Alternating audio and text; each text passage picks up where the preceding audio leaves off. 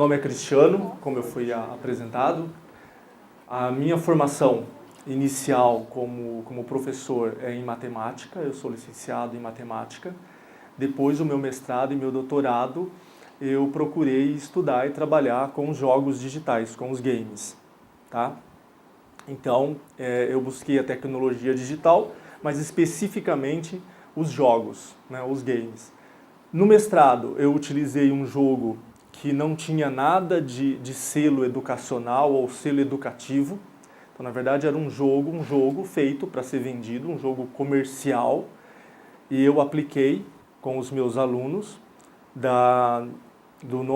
atualmente o nono ano, né, que era a oitava série, em ensino médio, e sétimo ano, que seria a sexta série.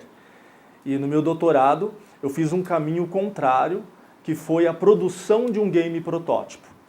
Então, se no mestrado eu estudei as características de um jogo com potencial educacional, com potencial para a produção de conhecimento, no doutorado eu fiz o caminho contrário. Então, agora eu vou propor elementos necessários para a produção de um jogo, né? E aí eu trabalhei em um protótipo no meu doutorado e apliquei em um curso de tecnologia em jogos digitais, onde eu estava lecionando matemática aplicada aos jogos. Tá? Então, além de ser um jogador, né, eu também sou pesquisador e professor de jogos. Então, acabei aliando, né, tudo que eu gostava e pegando a fala da nossa companheira anterior, é o que a gente faz com paixão, né? Então eu fui unindo, gosto de ser professor, gosto de jogar, então quero fazer jogo, né? Vamos unindo tudo, né? E vai formando essa amálgama, né, na vida da gente. A gente tem que ser feliz, né, fazendo o que a gente gosta.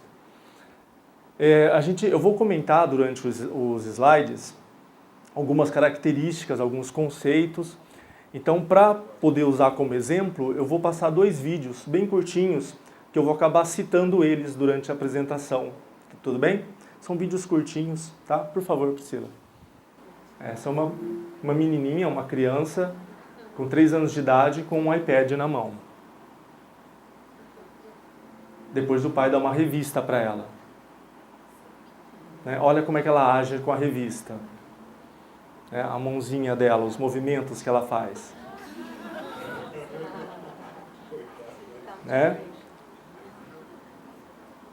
Olha lá. E tá sem som, né? Mas ela fica assim, ela aperta, faz assim, com os dedinhos. Meus dedos não funcionam, né? Olha lá.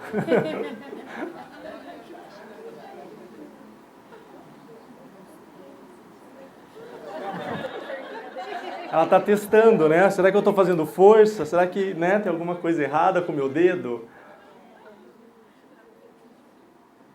Ela pega o iPad do pai.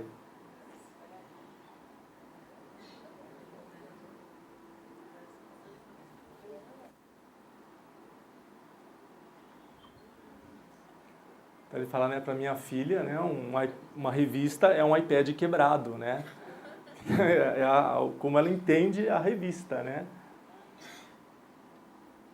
E agora, na contramão, então nós temos uma criança, né, uma nenê que já entende o que é ampliar, clicar, abrir, né, fechar, né? Temos na contramão um outro vídeo.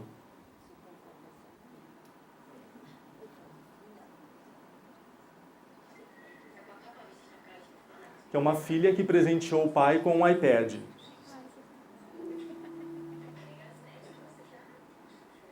Olha na mão dele.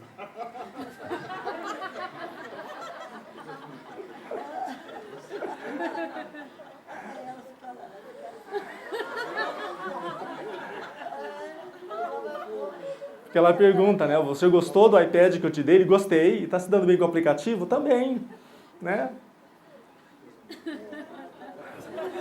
E usou como tábua de cortar legumes, né? Não é de legumes digital, né? Higiênica, de vidro, né? Plana. Minha filha me presenteou com um excelente presente, né?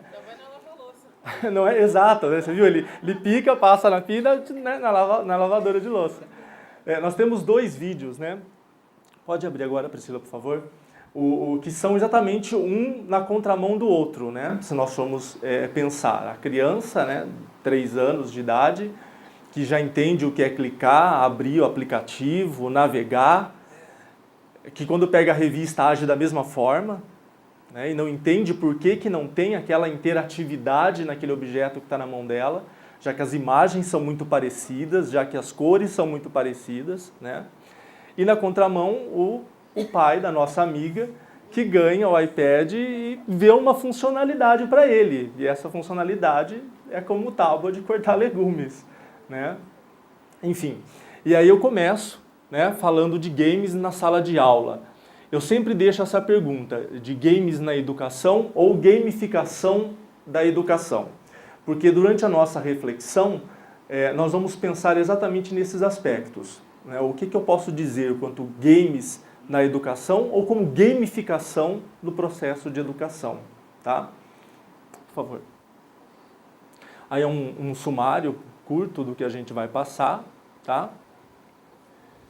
Eu vou começar falando para vocês um pouquinho dos Digital Natives. A escola em busca de mudança. Essas fotos também rolaram por aí pela web. Vocês são professores, né? Vocês devem ter visto esse tipo de mensagem, né? que rolou pelas redes sociais.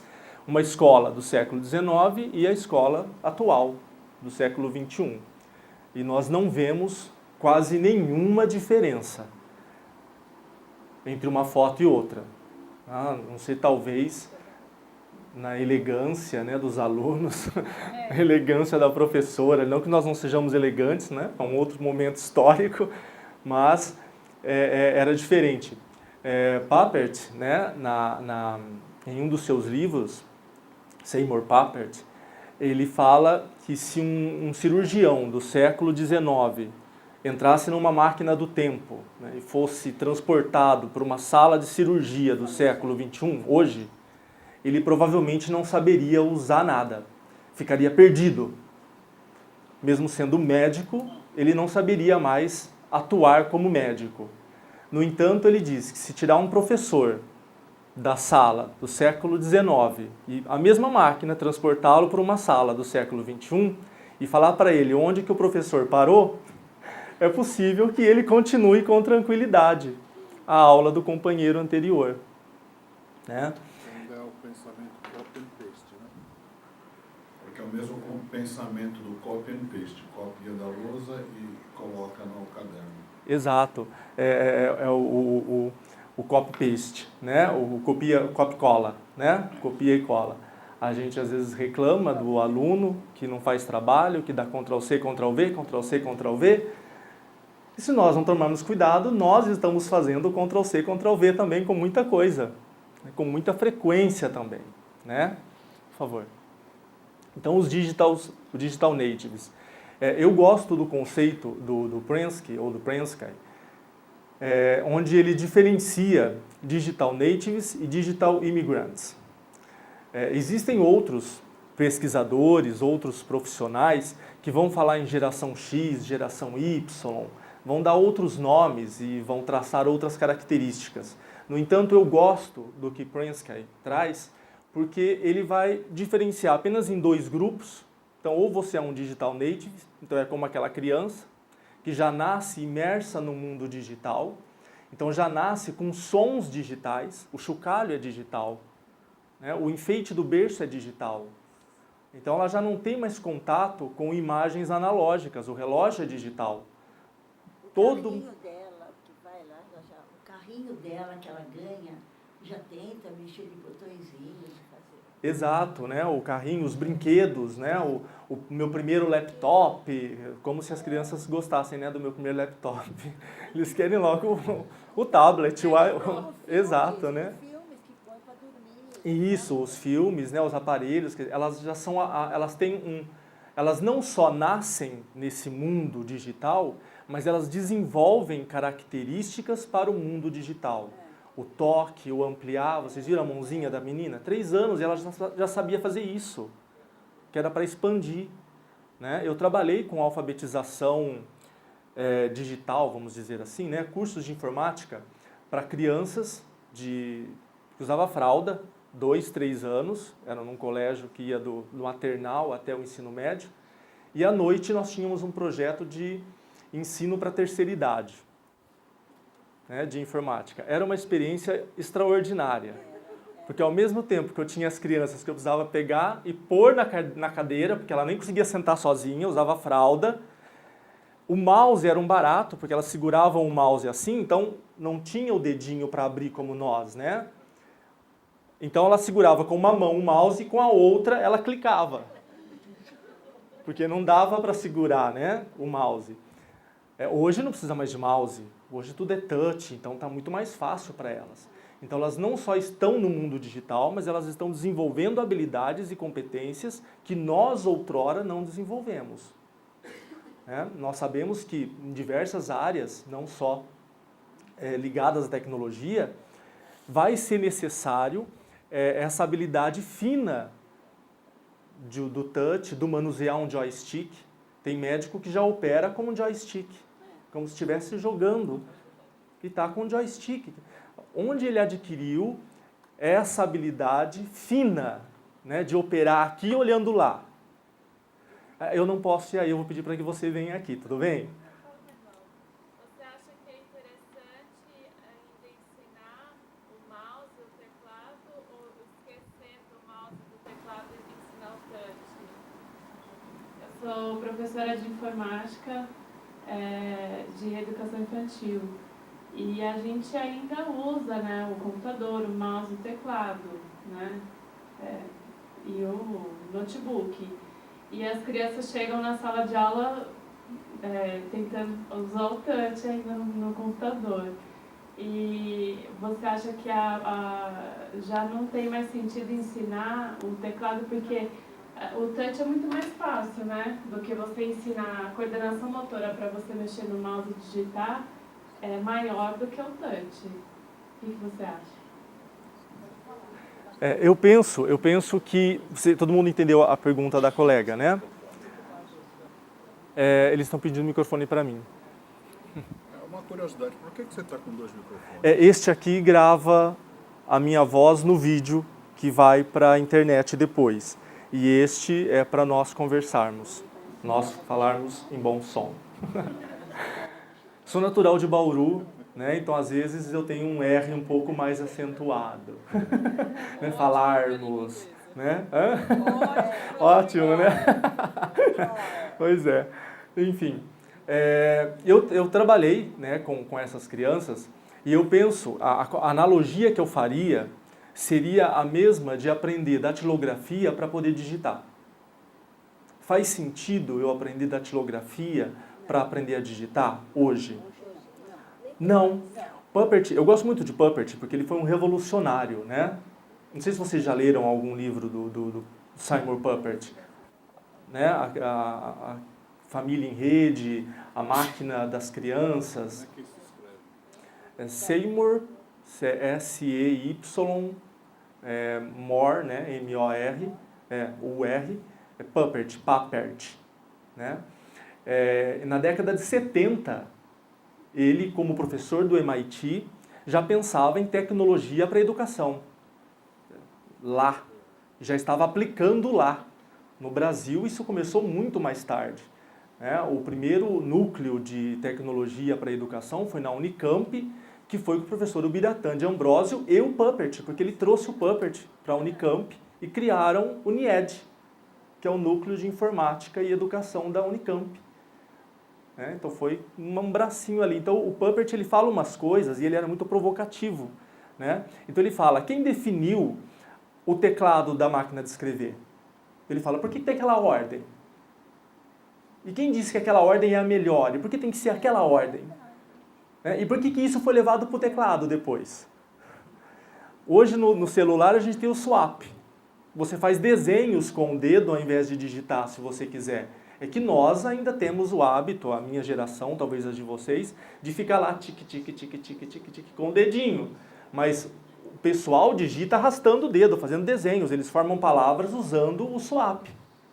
Forma a palavra ligando as letras e não apertando mais, né? Então, eu não vejo sentido, a minha opinião pessoal. Eu acho desnecessário. Na verdade, nós temos uma carência, que é do digital. Nós nunca sabemos a intensidade com que a gente tem que apertar, quanto tempo a gente tem que apertar, se tem que arrastar. Quando a gente tem que arrastar, a gente já apertou, né? Porque nós estamos em processo de aprendizado desse universo digital. Eles não. Eu lembro que um primo, uma vez, foi na minha casa, eu já tinha um aparelho de som que era digital, ele foi ficar, a gente viajou e ele foi cuidar da casa. Eu expliquei para ele como funcionava o meu aparelho de som. Quando eu cheguei, todos os botões estavam enfiados para dentro do aparelho. Porque era digital e ele apertou como se fosse analógico. Ele apertou os botões com força, os botões caíram tudo dentro do aparelho. Né? Eu cheguei, o aparelho estava destruído. Por conta dessa força, né? Que tinha que ser posto antes. Se eu apertar um botão, vai ligar, tinha que ter força ali. Né? Então, eu não vejo. Se, né, se a nossa geração ainda é uma geração sanduíche, a gente ainda tem o mouse. Tem muita gente que está aqui com o notebook, mas tem o mouse sem fio do lado, porque se recusa a usar esse mousezinho ali do dedinho. Né? Nós temos essa tendência ainda, porque nós somos a geração sanduíche, a gente está no meio, né? Então é normal. Mas os pequenininhos, para eles não vai fazer sentido nenhum. Né? Nenhum. Vou aprender a usar mouse, ele vai falar, para que mouse? Né? Não faz sentido para ele. Daqui a um tempo o mouse realmente vai se extinguir. Né? Se a tecnologia que você tem precisa do mouse, então isso fica evidente. O computador que eu tenho precisa do mouse, ele não é touch. Eu não estou com uma tela plana touchscreen. Então é necessário. Então tudo bem, a criança vai entender que eu preciso porque é o meu periférico de entrada agora, é o mouse. Né? Eu lembro que para os pequenininhos eu falava assim, clica no ícone ali ó, do desenho que tem o livrinho. Eles iam com o dedo na tela. Que eu falava, clica no ícone. Eles não pensavam no mouse, eles iam com o dedo na tela. Ué, é para clicar na... Estou clicando. Né? Então não, tem que usar o mouse. Ah, é verdade, professor, tem que usar o mouse aqui, né? E ia lá, né? Daí eles aprendiam os atalhos pelo teclado, porque era mais fácil do que ficar com duas mãos no mouse, porque para eles era muito grande, né? Depois a gente comprou uns pequenininhos. A Fun Theory Case. Quando a gente pensa em jogos em sala de aula, em jogos, a ideia, o conceito, parece ser muito claro para a gente. Um conceito que nem sempre é claro ou é direto é o conceito de gamificação. Tem gente que pensa que gamificação é usar games. Na verdade, porque você não entrou em contato com a teoria de fato, não foi ler o que de fato, e você entendeu por analogia, pelo som da palavra. Games, então gamificação deve ser usar o game toda hora. Né? E é uma analogia errônea, não é bem isso a gamificação. A gamificação ela vem da Fun Theory. E o Fun Theory ele vem da indústria, não foi uma ideia educacional. O Fun Theory ele vem da Volkswagen Foundation. Os estudiosos em marketing da Volkswagen Foundation é que criaram essa expressão, Fun Theory. Dá um playzinho ali embaixo. Não, volta um. Dá um play ali, tem um vídeo. Esse é um vídeo do Fun Theory. Não sei se vocês conhecem. Foram experimentos que eles fizeram para explicar o que era o experimento Fun Theory, né, ou a teoria da diversão. Por trás disso, é claro, a Volkswagen Foundation estava interessada em modernizar os seus carros e não assustar os seus clientes. Vamos torná-los mais digital e as pessoas não podem se assustar com isso, porque é uma geração que ainda não está familiarizada com o digital. Então eles fizeram algumas brincadeiras e chamaram isso de Fun Theory.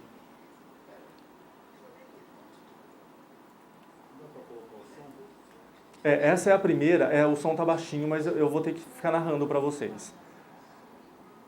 É um metrô, se eu não me engano, na Holanda. Eles filmaram a rotina das pessoas durante um dia. Então todo mundo, o que é muito comum em São Paulo, né? Chega, amontoa na escada rolante, não vai para a escada comum. Transformaram a escada comum num piano.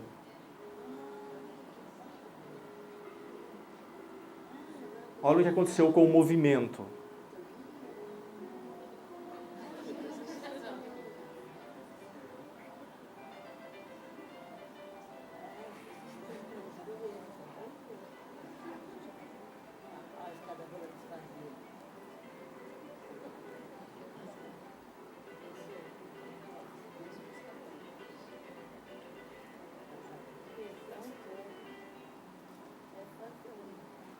Essa foi a segunda experiência. Eles colocaram um sensor num lixo, num parque, e o sensor fazia aquele barulhinho de desenho animado, né? Quando está caindo muito fundo.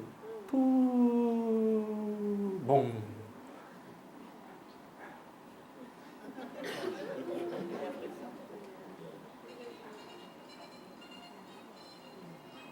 Esse lixo recebeu 72 quilos a mais do que o comum num dia.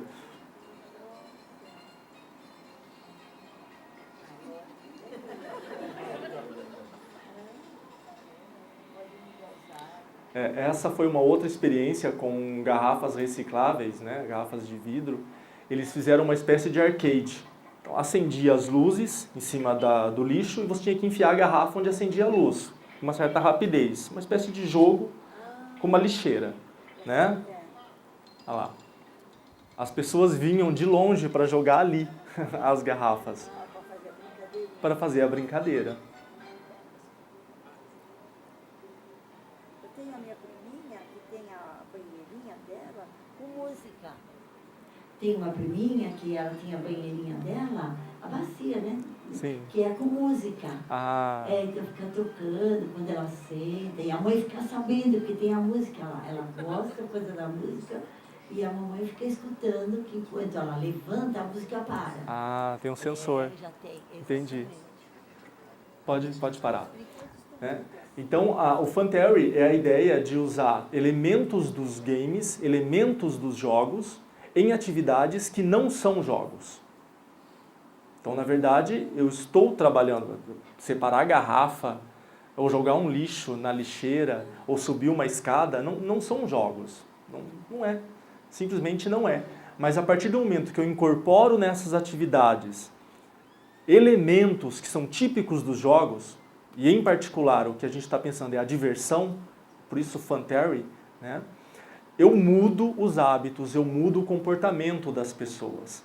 Porque nós buscamos o que é necessário fazer, o que é prazeroso fazer, e se a gente puder unir o necessário com o prazeroso, melhor. Né? Eu faço o que tem que ser feito e faço com prazer e faço me divertindo, né? E não é nenhum calvário. Né? Pode passar. Aqui são alguns autores que eu trago desses conceitos que eu vou comentar com vocês. A gamificação, então, são elementos dos jogos, mas dentro da ideia de jogo eu tenho o Huizinga, quando escreve Homo Ludens, isso em 1938, tá? Sim, a discussão é muito antiga, né? Ela é muito antiga. Roger Calois, que foi discípulo, aluno do Huizinga, ele prossegue a discussão de Huizinga, tá? O Clark Abbott, na década de 70, que vai publicar então o primeiro livro, né, se referindo a jogos sérios ou serious games. Tanto o Huizinga quanto o Roger, eles vão dizer que o game, ele é uma atividade livre. Você adere ao jogo. O jogo não existe pelo jogo. O jogo não é um objeto que existe. O jogo só existe porque existe o jogador. E o jogo se realiza com o jogador. Então, jogador e jogo são uma coisa só. São o jogo. Né? Quando eu estou no jogo? Quando eu, jogador, estou jogando. Então, o jogo se realiza. E isso é livre. Por que você joga? Você joga porque você quer. Você joga porque você decidiu jogar. Né?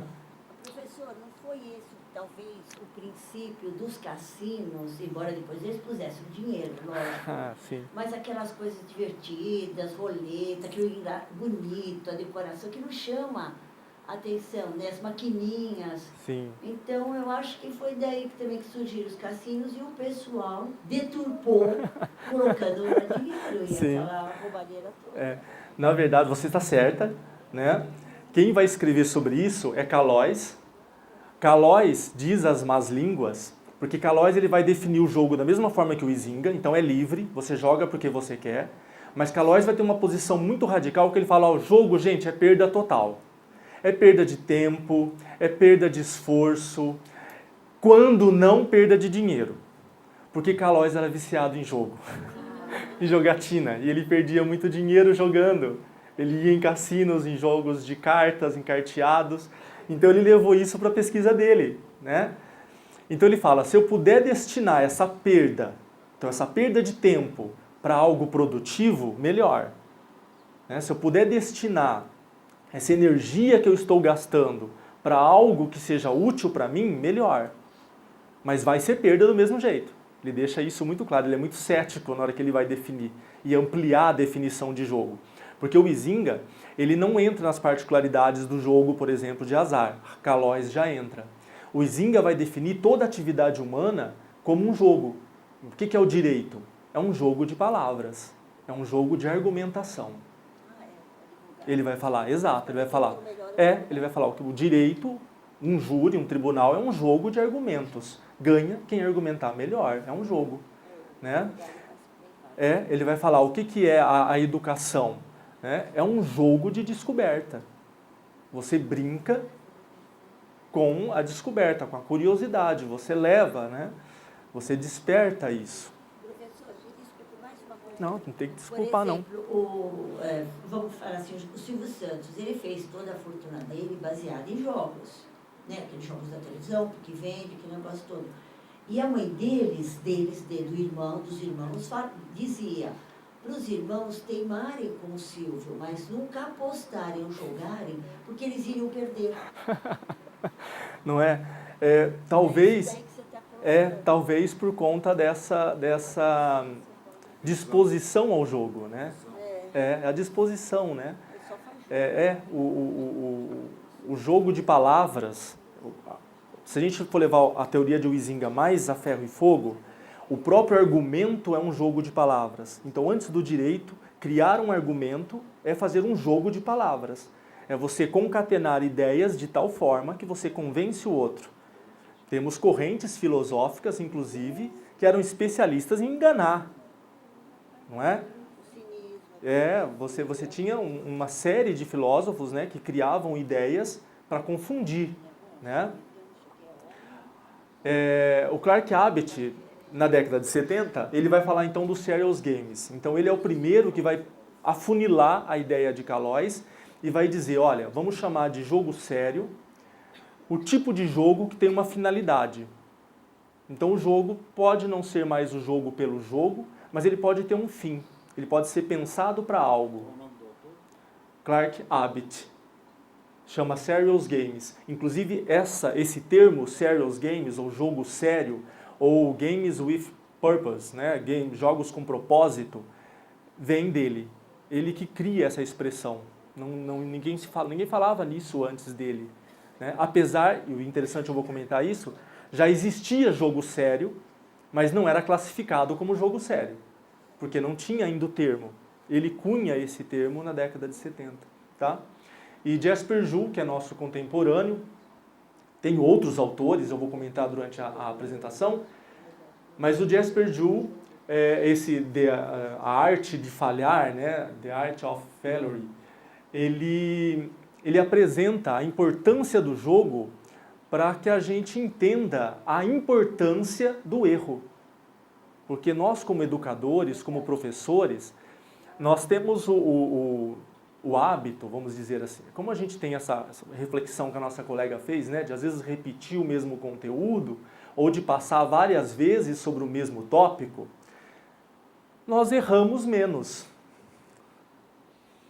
Natural, a gente já errou muito, mas se eu já dei a mesma aula 20 anos, a chance de eu errar naquela aula, a menos que eu mude, né, que eu mude meu paradigma, que eu proponha coisas novas, eu não vou me dar margens para errar na frente dos meus alunos. E os alunos vão ter uma visão de que eu não erro. E quando eles erram, eles apagam. Borracha existe para apagar erro. Eu nunca gostei disso nas minhas aulas. Borracha existe só para gastar dinheiro. Errou? Faz um círculo, escreve do lado por que você errou. Qual que é a sua opinião desse erro? Não é? Porque depois você vai estudar, depois de 5, 6 anos, você olha seu caderno e fala, olha como eu era inteligente, gente, eu não errava nada. Olha isso, que beleza meu caderno, hoje eu não sei nada, não lembro de nada, né?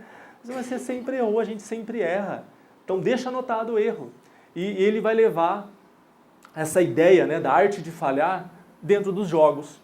Porque nada melhor do que o jogo para me colocar na situação de não me constranger diante da falha, diante do erro. Eu Agora, posso errar. A gente tem que lembrar que durante a Idade Média toda, a igreja condenou o jogo. O jogo era pecado, era o festival do pecado. Então, aí, quando ele coloca jogos sérios, é um contraste bem grande. Não se podia jogar tudo. Falou em jogo, tinha um sentido pejorativo, qualquer. Agora que eu estou aprendendo com você vendo aquilo tudo. Agora, a Idade Média, aquele lá, a Idade, não sei o que, veio tudo como errado. Como errado o jogo. Condenado, melhor palavra. Banho também era, né? É verdade. Banho, higiene também era. Não podia ter. Né? A Idade Média teve o lado negro dela, teve o lado positivo dela, né? Porque se não fosse ela, nós não teríamos o iluminismo, a renascença depois. Então foi um período negro, mas se não fosse ele, não teríamos depois tanta luz, né? Tanta iluminação sobre o que foi, né? Então, por favor. Dentro dos serious games, existem subtipos, tá? Eu não vou comentar todos, eu vou me ater nos edutainment games, que são jogos de edutainment, né? É uma palavra, é um analogismo, não existe no nosso vocabulário essa palavra. Edutainment game é uma palavra em inglês. Então, pela tradução seria edutainmento, que é educação com entretenimento, né? Mas não está registrado ainda no nosso vocabulário, tá? No nosso vernáculo. Os adver games ou advertise game são jogos de propaganda. Então tem ali, por exemplo, o joguinho do Cheetos, né? Então eu estou jogando um joguinho do Cheetos, na verdade é um joguinho cheio de propaganda, é um advertise game, tá? Jogo um joguinho lá da Tostines, cada vez que eu como uma bolachinha eu ganho poder ou fico mais forte. É uma propaganda e ao mesmo tempo está incentivando a comer a bolachinha, né? Os Ether Games é uma categoria bem nova que veio com os cursos de fisioterapia, que são jogos que estimulam os exercícios. E foi ampliado com os sensores de movimento, como o Wii, né, e os sensores da câmera, né, do Kinect, por exemplo, que tem alguns jogos, né, alguns videogames. Todo o sensor de movimento proporcionou tipos de jogos onde eu posso trabalhar exercícios físicos que antes eram feitos somente no fisioterapeuta, agora eu posso ter um jogo que me auxilia nisso. Simulations games são jogos de simulação, pode ser qualquer tipo de simulação, tá? Eu posso simular uma profissão, posso simular uma atividade. Existiam muitos jogos norte-americano gosta muito de jogo de simulação de voo, de avião. E era tão realístico os painéis, era tão realístico a forma de controlar, que eles descobriram, né, que o atentado às Torres Gêmeas, no 11 de setembro, os terroristas aprenderam a pilotar o avião por meio do jogo. Eles, na verdade, treinaram nos simuladores um jogo para depois poder tomar o avião e jogar contra as Torres Gêmeas, né? Foi proibido, hoje é proibido jogos de simulação realísticos a esse ponto. Então não pode mais ser idêntico, não pode mais ser uma cópia fiel do painel, dos comandos, porque não pode mais aprender, a não ser que seja com aplicações militares. Os militares usam, né? Mas Companhias aéreas também, né? Boa parte do treinamento eles fazem em simuladores. sim, companhia aérea, dentro dela. Mas você pode comprar um jogo de simulação de voo, ou de tanque, ou do que for, você vai se divertir, você vai jogar, mas se você entrar num tanque de verdade, ou se entrar num avião de verdade, você não vai se sentir familiarizado, que foi o problema que eles encontraram, né, na ocasião. O Militarment Game, que são jogos com fins militares, o mais antigo é um que surgiu junto com o Atari na década de 80, os gráficos eram aquele verdinho lá em cima, olha. Aquilo é um tanque, aqui eu posso ver, né? Isso aqui é um tanque, isso aqui são montanhas, isso aqui é o inimigo, é um cubo. Né? Mas esse jogo foi criado para treinamento militar, depois foi para o Atari. E os Epistemics Games que são jogos epistêmicos, que para mim é uma espécie de simulação de profissão. Foi David Sheffer, que cunhou esse termo. Apesar de eu discordar dele em alguns pontos, o termo é dele, Epistemic Games, são jogos epistêmicos. Pode virar. Então, para nós o que interessa são jogos de educação, ou os jogos que dizem respeito, né, à sala de aula. Eu tenho 2 exemplos aqui, que são anteriores ao próprio termo Serious Games, mas já eram edutainment games. Esse primeiro, The Oregon Trail, ele foi criado em 71. Essa telinha bonitinha é uma versão para iPhone ou para Android. A primeira versão dele não tinha tela, era só impressora e cartão perfurado. Eram os primeiros computadores mesmo. Então a criança inseria o cartão, era lido e aparecia na impressora uma descrição do que estava acontecendo. A sua caravana encontrou serpentes. O que você vai fazer? Aí tinha as opções lá. Uma espécie de quiz, mas ia imprimindo. E a criança pegava o cartão resposta, inseria e a história ia tendo continuidade. Hoje é digital, é touch. E o Carmen Sandiego, que todo mundo já deve ter ouvido falar ou conhece, né? O The Oregon Trail é mais antigo, talvez nem todos conhecessem. Mas o Where is the World in Carmen Sandiego foi desenho, né? Enfim, foi o primeiro edutainment game, foi utilizado nas escolas, nas aulas de geografia, mas mais do que geografia, né? A Carmen, essa é uma versão em inglês, porque o original era em inglês, então quem jogou esse jogo desde o começo também treinava inglês. E não é raro você ouvir crianças ou jovens ou alunos de graduação falando que o pouco inglês que eles sabem ou o inglês que eles conhecem é um inglês que eles aprenderam jogando. É um inglês que eles aprenderam traduzindo ou entrando em fórum para conversar, então só conversava em inglês, ele tinha que conversar em inglês, né? E essa é uma potencialidade, aqui muitos de vocês são professores de idiomas, né? Que está unida ao potencial do jogo. Porque eu posso ter um jogo como o Carmen, que trabalha toda a questão de geografia, de história, mas é em inglês. Então, junto com isso, eu estou trabalhando o inglês também. Então, o jogo, o Izinga vai dizer isso, e fica evidente nesse tipo de jogo, o jogo ele é multidisciplinar por sua natureza. Ele não é isolado.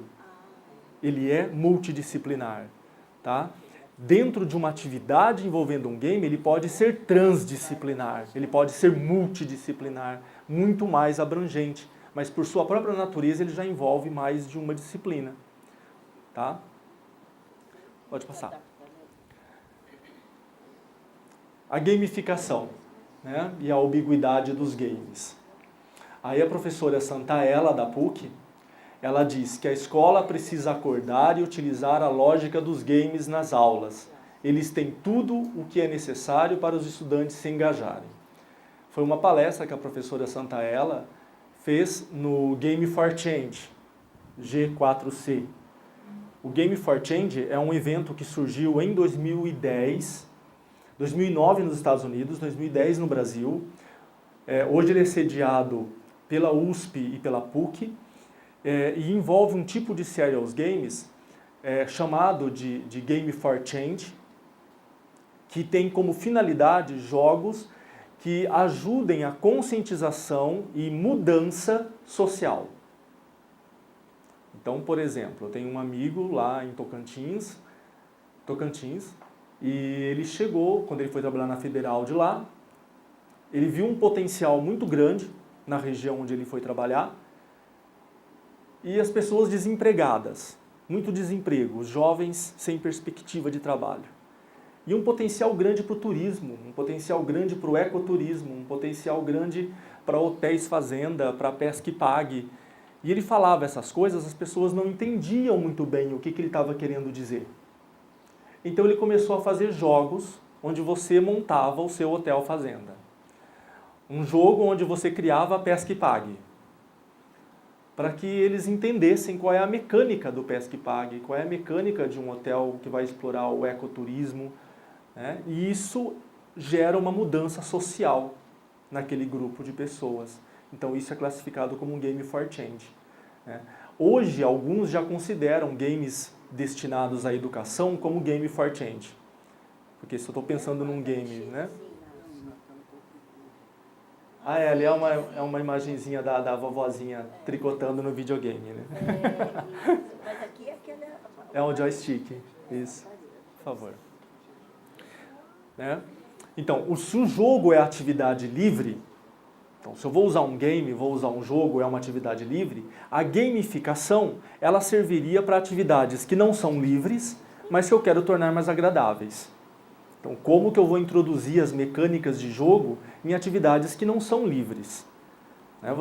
Nós, dentro da sala de aula ou dentro de um curso de idiomas, ou um curso de graduação, um curso médio ou fundamental, não é livre.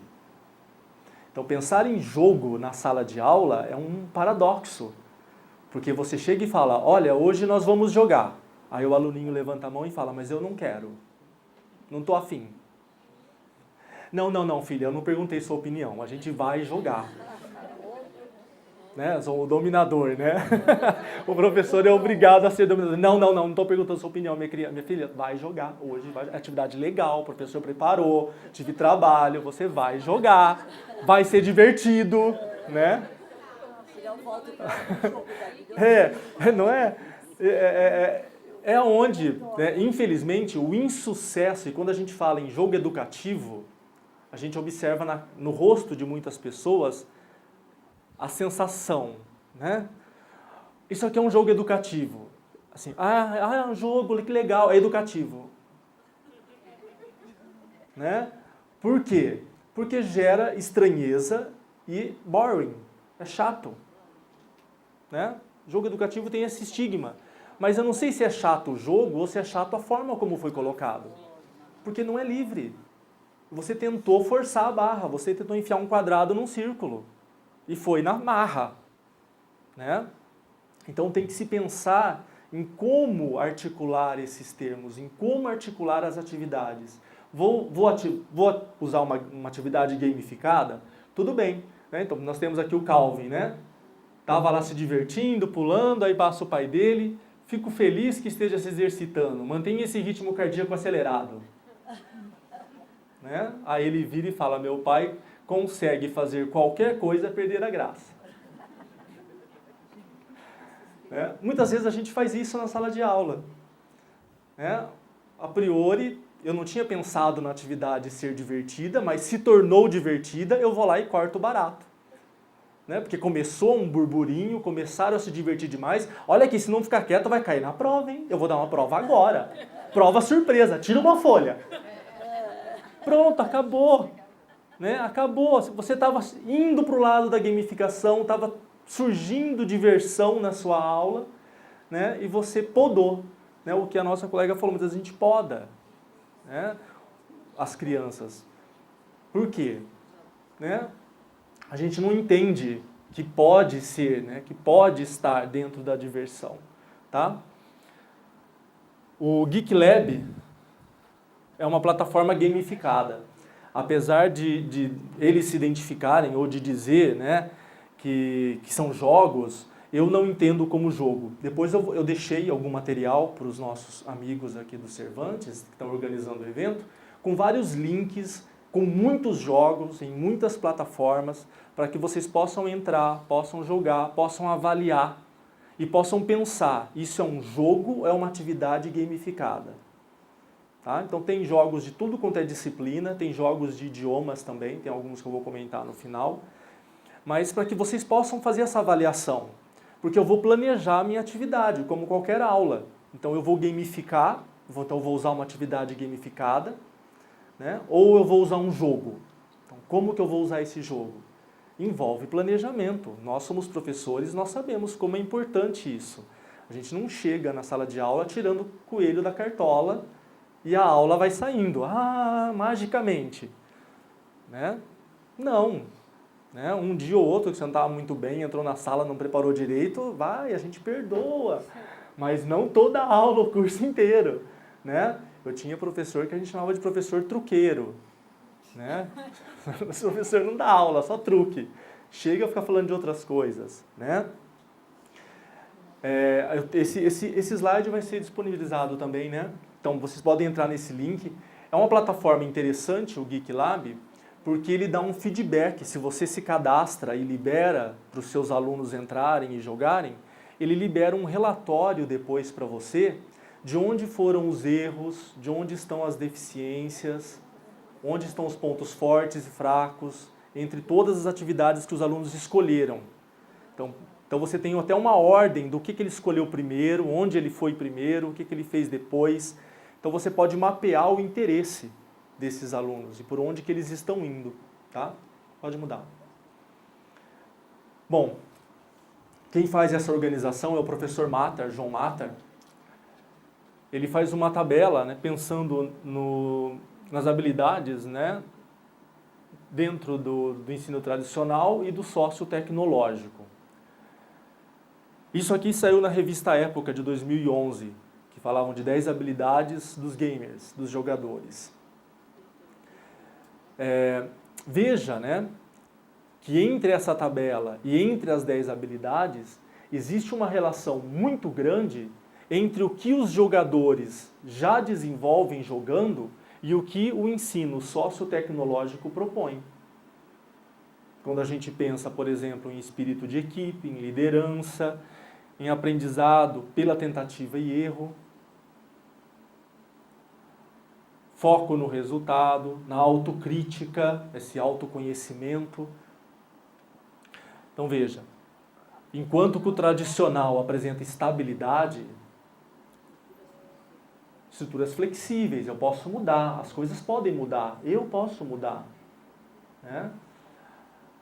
Foco no individualismo. Aqui eu tenho a colaboração. Isso é um modelo para o século XXI. A gente está saindo da ideia de indivíduo para a ideia de coletivo. Então, a liderança tem que ser flexível. Eu sou líder de um grupo, mas eu não sou um líder imutável. Essa liderança sofre alternância. É como um bando de pássaros voando. O pássaro que está na ponta, ele vai alternando a sua posição com os outros, porque ele está sofrendo maior impacto, atrito com o vento, né? Então ele vai alternando com os outros, senão ele se cansa muito, ele é o primeiro, né? Então a liderança ela tem que ser alternada, senão você se esgota, você se cansa, né? E o mundo já entendeu isso, e nós como profissionais da educação, muitas vezes não, porque a gente se tranca na nossa própria individualidade da nossa disciplina, a gente não pensa multi nem transdisciplinar, e a gente pensa que não, você tem que ser líder, você vai ser um líder, você é um líder, e a gente cria crianças ou jovens frustrados, deprimidos, porque eles tiveram uma educação focada no indivíduo, enquanto eles, pela sua natureza, são colaborativos. Eles querem colaborar. Para eles é dolorido ser individualista. Né? Por favor. Então, as competências para o século XXI. O que se diz, né, que é necessário para o nosso século? Pensamento crítico, comunicação, colaboração, criatividade. Bom, isso vem ao encontro das atividades gamificadas e de jogos, né, o que eles podem propor. Isso aqui fui eu que acrescentei. Olha como eu sou atrevido, né? Depois de um certo momento na vida a gente fica atrevidinho. A gente começa a ler as coisas e acrescentar, né? Eu penso que além dessas 4, você precisa ter o domínio de uma linguagem de programação. Para o século XXI, se no século XX a gente falava que, olha, você tem que saber um outro idioma, só português é pouco. O mundo é inglês, você precisa saber inglês, espanhol, faça um outro idioma, pelo menos um idioma. Bom, para o século XXI, a gente admite que você já domina ao menos um idioma, e agora é hora de você saber um pouco de linguagem de programação. Ou você vai ser condenado a ser um consumista de tecnologia. Você não produz, você só consome.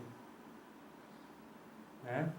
Então, se nós queremos pensar nesses adultos do século XXI e que aí vão para frente, eles vão ser capazes não só de consumir tecnologia, mas de produzir tecnologia. Produzir apps para celular, produzir jogos, produzir aplicativos, softwares, né? Uns mais, outros menos. Assim como inglês, como espanhol, alemão, não é? Como você falou agora, conhecer linguagem, você diz exatamente uma linguagem tipo Visual Basic, ou de repente você saber desenvolver um jogo, ou até mesmo um aplicativo, sem ter esse conhecimento de programação linear, ou dessa linguagem, vamos dizer, de alto nível, né, que você diz. Por exemplo, eu consegui desenvolver um aplicativo para o meu curso sem ter o conhecimento do aplicativo, porque o site é baseado na internet. Se eu tenho essa habilidade de desenvolver algum jogo, até mesmo em PowerPoint, alguma outra linguagem, sem ter esse conhecimento de Visual Basic, ou sei lá, Java, você acha que é o suficiente ou não? Para a nossa geração, é para ser aplaudido, porque nossa geração foi segmentada. Eu me formei como técnico em processamento de dados, então eu fui programador durante 5 anos. Depois eu me formei em matemática, sem ligação nenhuma uma coisa com a outra. Depois eu fiz mestrado, no meu mestrado eu falei, peraí, eu tenho que juntar o que eu era com o que eu sou, porque eu sou ainda. Eu não deixei de ser. Eu não joguei fora todo o meu ensino técnico para me tornar algo novo. Então, por isso no mestrado eu busquei jogos. Não vou unir toda a ideia que eu trago da tecnologia, do processamento de dados com a matemática. E no doutorado, então, eu fui para a produção. Então, não importa o nível, a nossa geração. Importante tentar, importante arriscar. Tem muito aplicativo, tem muitos sites onde você pode produzir apps, pode produzir pequenos jogos, pode produzir pequenos softwares, sem grande esforço. Não que não haja esforço, há esforço, nós sabemos que é necessário, né? Mas que você é capaz de fazer, de produzir. Então, quanto mais o seu aluno, que já nasce nesse meio digital. Você não pode acreditar que ele vai ser satisfeito ou vai estar satisfeito apenas consumindo tecnologia, né? Hoje em dia, os comandos de programação são macros, né? Então, hoje em dia, os programas têm as instruções macros, né? Não é mais aquela coisa como era, sei lá, um assembler, né? Que você tinha... Também fui programadora. Sim. Então, eu sei que meus filhos mesmo, eles já sabem programar algumas coisinhas porque já vem implícito, não sei, na mente. Está na veia, né? É verdade. É verdade. E existe essa facilidade. Deixa eu só atender a coleguinha ali. É só uma dica para quem não sabe programação. Passa para ela, por favor. Obrigada. Uma dica para quem não sabe programação para os alunos, como pode inserir, tem a Hora do Code, tem um site que ele faz programação e ele tem várias línguas também, é legal. Code, é só procurar na internet. Code. Hora do Code. Code. Estamos com o tempo já. Tá. Há 15 dias atrás eu escutei o início de uma palestra em que a pessoa tinha a mesma ideia sua, que é a necessidade de o jovem conhecer uma linguagem de programação. Só que eu não pude acompanhar até o final, não vi o que ele propôs. Então, nós temos, né, diversos projetos. Esses daqui são 2 internacionais, tá? Que trabalham com a ideia de utilizar jogos ou atividade gamificada dentro da sala de aula. E esses aqui são nacionais. Tá? Recife, tá, a sede do hoje, com o professor Luciano Meira. E aqui é o Núcleo Avançado em Educação, o NAVE, é de Pernambuco. Aqui eles testam com os alunos. Todos os jogos que eles produzem, os game testers são alunos de escola pública. Quem dá o aval se o jogo é legal, se vale a pena ser continuado ou não, são os alunos. Aqui quem desenvolve são os alunos. É um projeto piloto. Então todos os jogos desenvolvidos aqui são pelos próprios alunos de ensino médio técnico, tá? Eu vou dar uma aceleradinha, tá ok? Pode passar. Aqui são dicas, então, do que eu já venho falando, né? Pode ir clicando. Isso, né? Do que nós podemos fazer, né? Então, aliar estratégia ao uso de games, planejar, de fato, a sua aula. Eu não vou dar um jogo para matar tempo. Eu não vou dar um jogo para enrolar a aula. Né? O jogo ele tem uma estratégia dentro do meu plano de ensino. O que eu vou querer com esse jogo? A competição e a colaboração. Você trabalhar que o aluno ele pode ser um líder agora, mas daqui a pouco desponta outro dentro do grupo dele. Porque ele não domina tudo. Eu não domino tudo. Então eu sou líder agora. No próximo tema eu posso não ser mais o líder. Outro vai despontar e vai tomar a liderança. E isso não me agride, isso não me ofende, isso não me estressa, porque eu colaboro. A democracia, ela não trabalha com perdas e ganhos. A democracia trabalha com colaboração. Você é a situação agora, eu colaboro com você, porque eu quero o mesmo que você. Né? Então, essa ideia vem com essa geração muito forte. Nós é que, às vezes, ainda temos pensamentos segmentados. Né? Por favor. Então, a flexibilização, né, dos tempos e dos espaços. No mestrado, eu trabalhei com o jogo no horário alternado.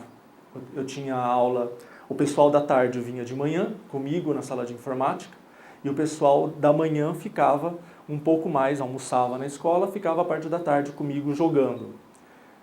Eu trabalhei com uma série de jogos chamado Myst, que não é jogo educativo, é um jogo comercial, mas que é todo construído com puzzles lógicos. Então eu trabalhei a construção, a produção do raciocínio lógico-matemático dentro dos jogos. Eles jogavam. Professor, o que é para fazer? Jogue. Eu também vou jogar. Né? Pode passar. Aqui são exemplos de jogos que a IBM criou para avaliar os seus entrevistados ou seus concorrentes a vagas de emprego. Tá? Pode passar. Pode passar. Pode passar. Né? Tipos de jogadores. Então, dentro da escolha dos jogos, eu posso classificar, né, como 4 tipos. Isso quem faz não sou eu. Quem começou com essa classificação foi Bertle. Eu tenho a referência dele no final da minha apresentação. Então, ele fala do socializador, onde é mais forte, né, a ideia de comunicar, de criar, de cuidar. É muito fácil você ouvir um socializador falando, olha, vamos vencer na próxima, a gente perdeu agora, não tem problema, a gente vai pensar em estratégia, na próxima a gente consegue. Né? Ele vai socializando a sua forma de jogar. Pode passar. O explorador é aquele que, enquanto ele não esgota o jogo, ele não está satisfeito. O extremo do explorador é aquele que descobre até códigos dos jogos. Códigos para depois roubar. O Minecraft é meio assim, né? O Minecraft é um jogo ele tem um módulo, né, de exploração muito grande. Ele tem um módulo de competição também. Mas o módulo de construção, de exploração, para quem gosta, quem é explorador, né, gosta muito. O realizador, que são jogos de construção, né? Eles não se cansam, na verdade. Aqui é uma cena do Age of Mythology, da série Age of Empires. Ele não se cansa do jogo, né? Então ele fala, putz, essa cansou, só faltam 258 vitórias para eu zerar. Né? Tudo bem, ele está realizado. Ele está realizado. Falta um monte, mas ele está realizado, ele está fazendo. Tá? O dominador. Né? Então o dominador, qual que são as frases comuns dele? Covarde, headshot, morre. Né? Ele não quer só matar um inimigo ou derrotar um inimigo num combate ou numa construção, ou mostrar que a dele é melhor. Ele tem que humilhar, tem que esmagar. Né? Exato, overkill. Né? Realmente ele tem esse perfil. Né? Agora, esses tipos, eles se misturam, eles se mesclam. Às vezes, não, eu não sou o dominador, eu sou uma pessoa tão da paz. Mas jogava Farmville, gastava um monte de dinheiro por mês para ter a melhor fazendinha, para ter cachorro de guarda, para ninguém pegar e deixar a fazenda mais bonita possível para as amigas, para os amigos falarem, nossa, como a fazendinha dela é bonita, né? É dominadora, assim, no Farmville, lá na fazendinha feliz, né? Tá mostrando. Então, às vezes a gente tem esse perfil, como disse a nossa colega, né, introjetado. E a autocrítica, o autoconhecimento é muito importante nessa hora. Por favor. Pode mudar? Eu vou pular alguns, tá, gente? Porque o nosso tempo já gritou. Por favor. Por favor. Por favor. Pode ir. Mas eu bati, né? Faz parte. Aí, eu vou comentar só de alguns games, tá? Dentro do ensino, ou do pensar em jogo ou atividade gamificada dentro da sala de aula, eu tenho que me livrar ou não apenas me ater a pensamentos ou a construções pedagógicas que outrora era muito vigente. Não estou dizendo que Piaget, que Vygotsky deixaram de ser importantes. Não, eles continuam sendo importantes. Porém, existem outras teorias que devem ser aliadas a eles. Dentro dessas teorias, eu deixo alguns textos para vocês lerem, que falam do tangencial learning, então do aprendizado tangencial. Tá? Quando eu jogo, por exemplo, um jogo como esse, Age of Mythology, que eu ando pelos mundos antigos, eu ando pelo Egito, eu ando pelos templos egípcios. Muitos de nós, eu mesmo, nunca fui para o Egito, eu não sei se um dia eu vou para o Egito. Eu quero ir, mas não sei se eu vou ter como ir para o Egito. Mas quando eu jogo esse jogo, eu estou andando pelo Egito. Eu estou tendo alguma experiência com o Egito. Então, quantos dos nossos alunos vão poder ir até? Né? Então, depois, é claro, né, o tangencial learning, o aprendizado tangencial, ele vai dizer que é necessário haver momentos de reflexão, como eu fiz com os jogos que eu trabalhei.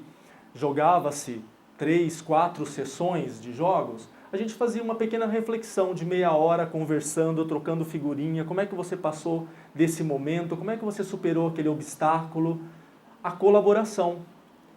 Por quê? Porque é ilusório você acreditar que eu vou jogar isso aqui e quando eu sair, eu sozinho fiz todos os links necessários entre o jogo e o mundo real. Aí o papel do professor é fundamental. Mas antes de professor, você também foi jogador, porque você conhece o jogo. Você vai falar a língua dele. Né? E o aluno, o jogador, ele sabe se você jogou ou não. Né? Porque você vai conversar de igual para igual. Você não é mais professor, você é gamer. E isso dá uma abertura, gente, incrível na relação professor-aluno. Eu senti isso na matemática, na facilidade que os alunos tinham de falar que não sabiam, que estavam errando, por que está errando aqui. Isso modificou-se completamente quando eles começaram a jogar comigo. Call of Duty é um jogo, pode-se dizer, né, violento, de guerra, mas é todo baseado na Segunda Guerra Mundial. Como entender como a guerra é ruim, se não com um jogo desse? É ruim, sim, né? É violento. Isso, Assassin's Creed, exato. Porque ele simula, né, vários momentos históricos. Life is Feudal, né? Isso aqui é um jogo indie, tá meio escuro, mas ele é lindo, os gráficos, e traz toda a vida feudal, né? O que era o feudalismo, né? Pode passar. Pode passar, é o que eu disse do quadrado, né? Cuidado com esse tipo de atividade, né? Então a pessoa está lá jogando ou entrou numa atividade gamificada e fala, olha, um software educativo para crianças colorirem. Igual aquelas atividades que fazíamos na escola, quando era criança. Vamos experimentar, vamos pintar essa árvore. Vai dar, erro, você pintou o galho com a cor errada. Aí a outra vira, realmente é igual às atividades escolares do tempo de criança. Eu pintava a florzinha de azul, a professora falava que não existia flor azul. Eu fiquei frustrado. Aí eu fui para o Rio Grande do Sul, vi aquele monte de hortênsia. E a sina do destino, né, essa professora estava junto. Eu parei no canteiro e ficava assim, ó. Azul. Flor azul, professor. Ela nem lembrava que ela tinha corrigido a minha florzinha azul, né? Mas eu lembrava. Exato, mas eu lembrava. Por que eu não posso me dar minha flor de azul? Né? Então, toma cuidado com isso, tá? Pode passar. Castração. Exato, exato. Esse joguinho é bonitinho, tem os links depois, tá? Numa folha separada para vocês. Então, vou clicar nos números pares. Resposta certa. Vai surfar com o macaquinho pegando o número primo. Tá bom. Mas está entendendo o que é par? Está entendendo o que é ímpar? Está entendendo o que é primo? Não, está só exercitando, é um exercício, é uma atividade gamificada. Não posso esperar que ele abstraia toda a teoria, tudo o que é necessário de conhecimento, só jogando, só com essa atividade. Tá? Ou vou unir as formas geométricas para formar o carrinho, ou um jogo aqui super educativo, que é um jogo de memória do Egito. Aí quando eu acerto as duas figuras, aparece uma ficha que eu tenho que ler. Gente, eu peguei uma ficha pequena aqui, porque tem texto que eu fiquei com preguiça de ler. Falei, meu Deus, é muito chato. É mais fácil eu assistir um documentário no History Channel. Pode mudar. Aí alguns jogos, né, interessantes. Shadow of Colossus, o próprio God of Wars. E esses jogos são todos em inglês, gente. Apesar de existirem a possibilidade, né, de você mudar o idioma, as crianças jogam em inglês. Pode mudar. O Amazing Monk é uma reestrutura do cubinho. A professora que faz yoga budista, vai gostar desse Amazing Monk, porque é tão bonitinho. O monge tem que livrar os inimigos dos karmas, e no fim, aí tem uma coisinha muito bonitinha. Joga até o fim, que acontece algo muito bonitinho. Se ele livrar dos karmas ruins, sabe? Os inimigos. É muito bonitinho. O Age of Empires, que é online. Tá? Esse jogo, né, de constrói civilizações antigas, Rise of Nations. O Fable. É muito legal o Fable, porque além de... Claro, todos esses jogos eu posso trabalhar idiomas dentro deles, mas em particular aqui a filosofia é muito forte, porque eu posso escolher se eu vou ser o grande herói do jogo ou se eu vou ser o grande vilão do jogo. E o comportamento dos NPCs muda. Se eu começo a ir para o lado do herói, quando eu chego numa vila, as crianças vêm correndo até mim, os velhinhos vêm me dar flor. Se eu sou um vilão, eles se trancam, eles fogem, sabe? Eles somem de você. O que é NPC?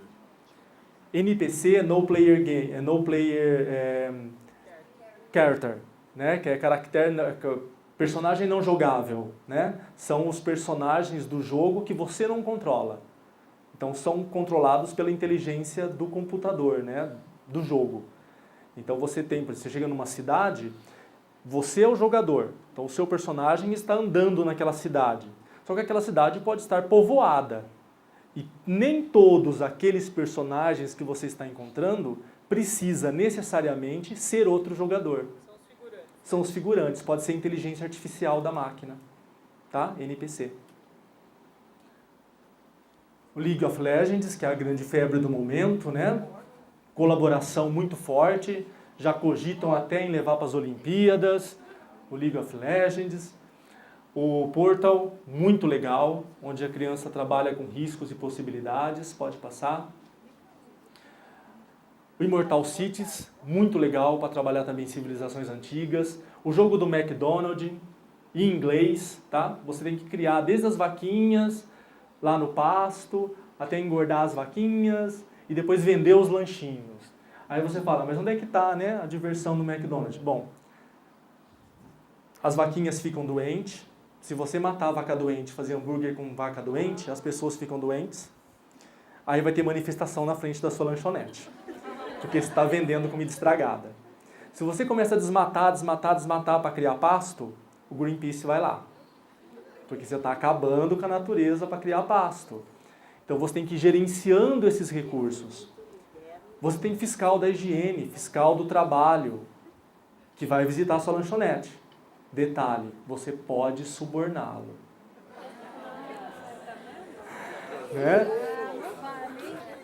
Então você trabalha muito a ética, né? Como é que eu vou manter isso aqui eticamente? Exato, valores, né?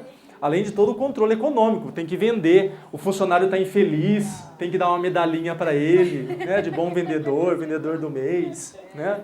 Pode passar. Esse jogo foi o que eu usei no meu mestrado, a série Myst. Eu usei exatamente esse, que foi o 2.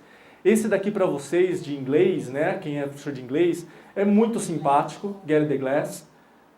É uma espécie de corrida, só que é todo em inglês. E eles eles apresentam, né, uma série de minigames dentro do próprio game, tudo em inglês. E alguns são de inglês mesmo, para treinar o inglês mesmo. Né? Então é bem legal. Esse aqui é de lógica, tá? Pode passar? Aqui ali também é de lógica, o Yu-Gi-Oh! Foi bem famoso, né? Um jogo de cartas, pode passar. Esse aqui também é parecido com Yu-Gi-Oh! De cartas. Esse aqui eu trabalhei durante algum tempo, tem para computador. É um jogo de corrida, né? Só que os carrinhos, eles são pequenininhos e as pistas são lugares inusitados, como, por exemplo, a mesa do café da manhã, ou o jardim da sua casa. Então, para trabalhar a questão de escalas, de proporções, né, isso é muito interessante.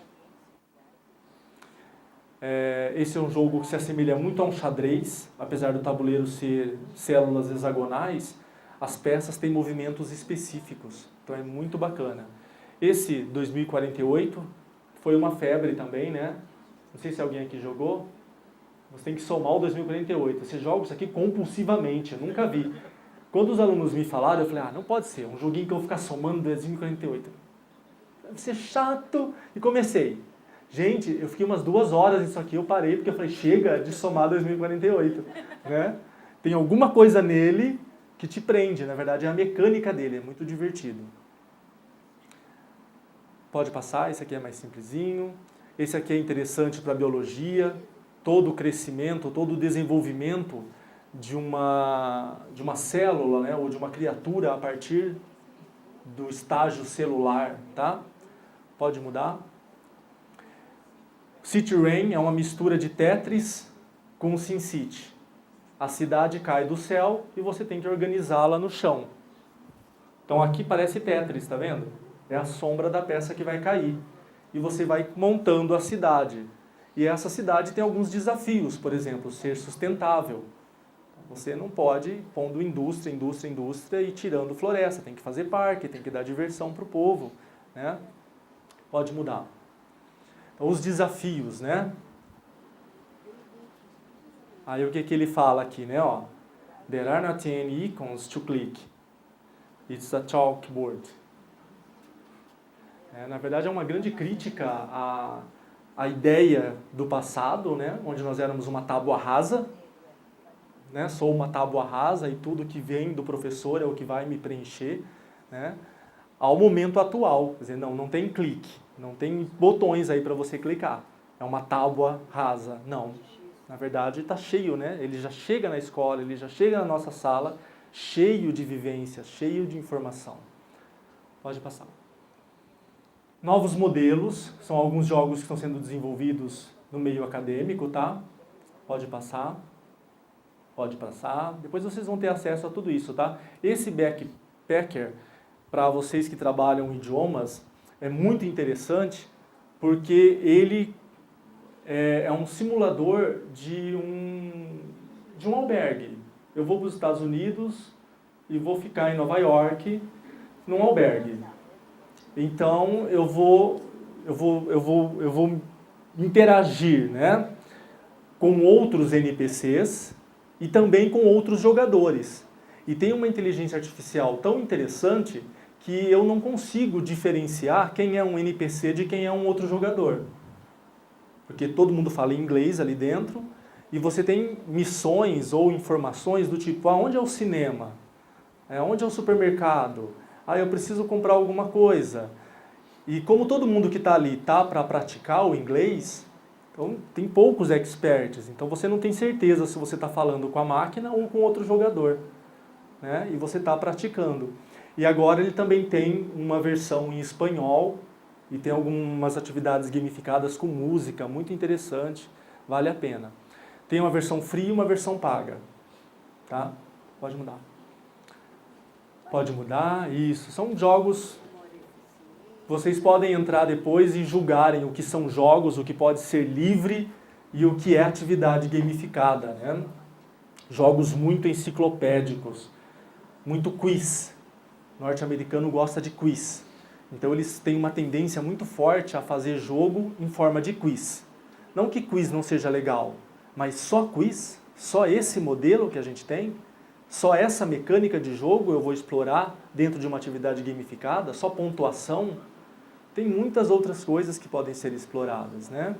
Como a questão da diversão, da interdisciplinaridade. Eu vou trazer mais conteúdos, né, dentro da minha disciplina. A gente pode explorar isso. Pode mudar? Pode mudar? E as considerações finais, né? E eu volto à minha pergunta, né? Se a gente deve usar games na educação ou pensar na gamificação da educação, né? Eu penso que as duas coisas são viáveis, né? Você tem que pensar em como vai ser feita essa utilização, né? Vai utilizar o jogo? É livre. Pensa em como você vai articular essa liberdade. Né? Vai ter uma atividade gamificada? Como é que ela vai complementar a sua aula? Como é que ela vai entrar para dar apoio? Vai ser uma introdução? Vai ser uma avaliação? Né? Eu vou jogar, vou ver os resultados e vou avaliar esses resultados, né? Então você pode tomar uma série de atitudes que podem tornar a sua aula muito mais interessante e divertida. Não que não sejam. Tenho certeza aqui que muita aula deve ser show, né? Mas a gente pode crescer, pode melhorar, né? No final tem as referências, tá? Eu deixo também para eles uma série de material para leitura dessas teorias, né, que eu falei, do conhecimento tangencial. Tem a questão das inteligências visual, sinestésica, né? Pessoas que aprendem melhor vendo, melhor ouvindo, melhor escrevendo, né? Que é o VARC, né? E você tem o lateral thinking também, que é a forma como você resolve problemas, não de forma tradicional. Então, matemática tem muito disso, né? A criança resolve um problema e fala, eu resolvi, professor, mas eu não sei se está certo.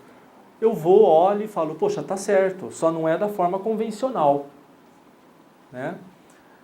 E isso é um lateral thinking, né? Uma forma de pensar lateral, tá? Agradeço a presença de todos. Perdoe-me por estender um pouquinho, muito obrigado. E quem quiser, né, meu contato está no e-mail, fiquem à vontade, ok?